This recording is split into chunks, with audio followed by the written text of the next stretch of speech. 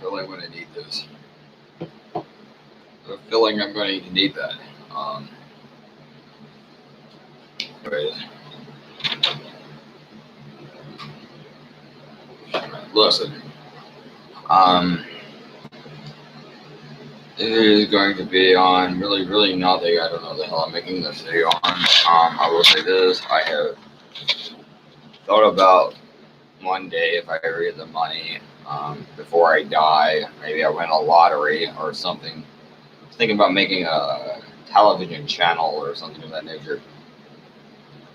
Mostly just to simply combat the absolute propaganda and bullshit that is fed to you people every day. And I would like to create my own channel just to shove it up their ass. And I have thought about before, even though I know this is a hopeless dream, of what would I put on there and what alliances would I make? What would be my strategy? Like, literally, like, how would I get this done? Even though I have no money, even though it's an impossibility, I have thought about that. And what people would I align myself with? I'd have to encircle myself with the right people, and I would have to do it in such a way that the money powers or the financial power structure doesn't know, and it would be impossible. But I just thought about, like, I think like I would put it on at like 12 o'clock in the night because that's the beginning of the new day, and the first thing I would ever put on there would probably be "Smells Like Teen Spirit" by Nirvana.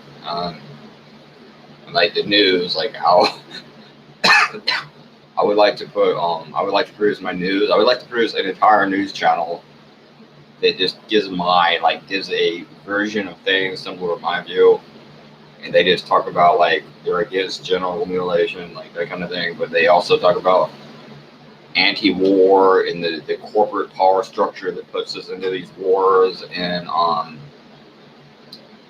they, like, it's just all about how the corporations and banks are screwing you. And I would like for it to be pro LGBTQ, and like I would like to have like a transgender person on there, like on the primetime news. Like this, something like the world has never seen before. It's a totally like a rebel newscast, like rebellious, totally rebel newscast, like the world has never seen before.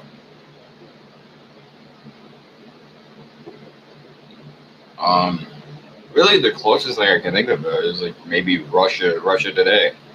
And you're not supposed to watch them because they take fucking news funds from Russia. And it's like, so fucking what? You take it from the United States? You really think the United States government has your best interest in mind? But Russia Today is a pretty good news station. They have Thorn Hartman, or however you say it, Thorn Hartman. He's pretty cool, and he talks about all kinds of issues. And I like Thorn Hartman. I can't think of her name. Abby. I think it's Abby something. She's talked about genital mutilation before and how fucked up it is. I can't think of her name. But she has there's a girl on there that's talked about that. And, well, I really don't know what this video is supposed to be on. I guess nothing much. Not much of anything. I just don't know really what to do with my life, and I thought I'd make a video. But I will say this, 9/11 situation. 9/11's an interesting situation, isn't it? Osama bin Laden, who by this point was probably living in Palestine, and they knew that, is part of a Saudi royal family that did business with the Bush family. And he supposedly sent, like, what was it, 12 9/11 hijackers to the United States to commit a terrorist attack, and they all had they were all registered in the United States, and part of them were on the, like, I believe they were on the terrorist watch list. And months before the terrorist attack happened, CNN, I believe it was, sent fucking people to the cave at this point, because there was a point, believe it or not, as funny as it sounds at this point. Osama bin Laden, I believe, was living in a cave, and they sent fucking people from CNN to that area to interview Osama bin Laden. And instead of fucking trying to, and by the way, look, I'm not a snitch. I don't believe in betraying people. But if you think a guy's going to blow up shit and kill millions of fucking people, maybe it's a good idea to, catch a guy. They send him to the cave. They know where he is. Not a damn thing. They do the interview. They come back home. He says he's going to blow up something in the United States. They had evidence ever since Bill Clinton was in office. Something might be blown up in the United States.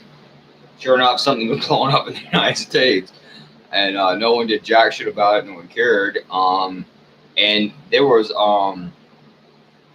like house. What was it? House after this? What would you call it? War training exercises, or like war games on that day, where they had the U.S. military fucking everything up, playing their little war games.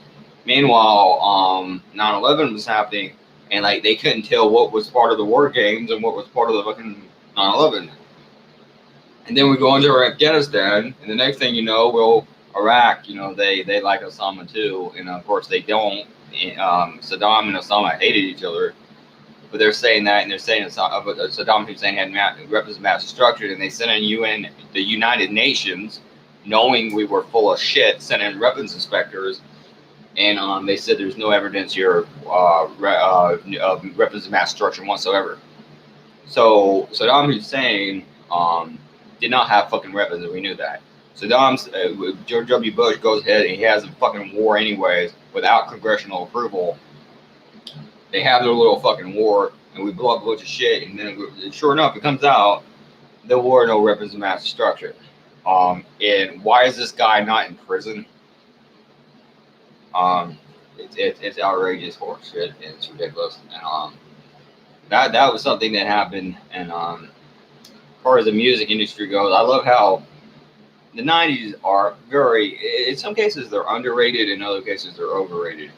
But I will say this: the '90s and not the '60s were the pinnacle. The 1990s were the pinnacle of music in this country. And you can point to bullshit groups like NSYNC and Britney Spears and say, that was horrible music, and you are right, that was horrible music, but we still have that now. What we don't have is the shit that started to come out, that started to formulate and evolve in the 80s. Nirvana, Alice in Chains, Marilyn Manson, 9 Inch Nails, Slipknot. That started to come out in the 1990s. We don't have anything like that anymore. And that became this pinnacle of music. And then 9/11 happened, by the way. Guess what happened after 9/11? And then also Janet Jackson, she accidentally showed her titty at the fucking Super Bowl, and they've done a lot more crazy shit than that nowadays. Because and they use that as a reason to censor music, to censor and to limit the amount of music and shit that can be put out. We have to censor shit. We have to limit shit. And they know exactly what they're doing, and it's such a fucking bullshit game they're playing. And like we could be listening to grunge, like that fucking music stands the test of time. Go back and listen to Cyndi Lauper or some other horrible, godforsaken shit. Does that sound new? Does that sound like music you want to hear now? No. Go back and listen to Nirvana, Smells Like Teen Spirit, Come As You Are, Alice in Chains, any of that music. The song Jeremy by Pearl Jam, that fucking song is more relevant today than it has ever been, because you have more school shootings of children, you have children killing themselves, and children depressed, and children that are on medication and in mental institutions and things like that now, more now than you have ever had. And like that, they have nothing to listen to, nothing to carry them over that dark part of their life. Not a damn thing. And they have so screwed us. They have screwed our music. They have screwed our television, our movies, our everything. And they produce this absolute, disgusting, sickening horseshit that they have labeled culture. Just not culture. That is garbage.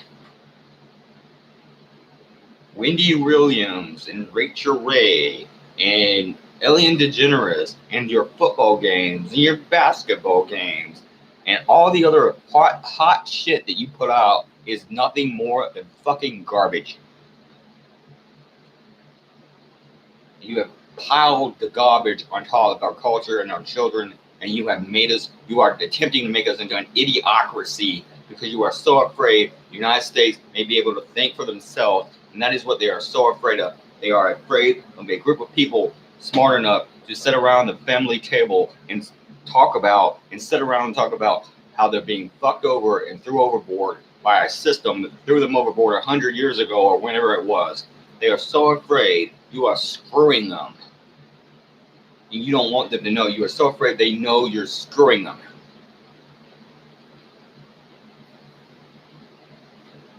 And you have killed youth culture in this country. You have killed the popular culture. You have put us in wars. You have tanked the economy. You are doing everything you can to try to weaken any kind of resistance against you. And your fucking number one enemy is, by the way, you're bringing in all these immigrants. And you think they're going to be weak to you. And you think they're going to just kiss your ass. Those fucking people, when you get their back up against a wall, when they know you're screwing them and you are screwing them, they will fucking rise against you faster than fucking any goddamn fucking American ever did. And that's going to be your worst fucking enemy, and that's going to be your downfall. Because when they know you're screwing them, they will screw you. And you are screwing us, and you are so fucking afraid people will rise against you. And you've lied to us in your media that you control and you dictate every fucking day. And you think it's so goddamn funny, and it's not.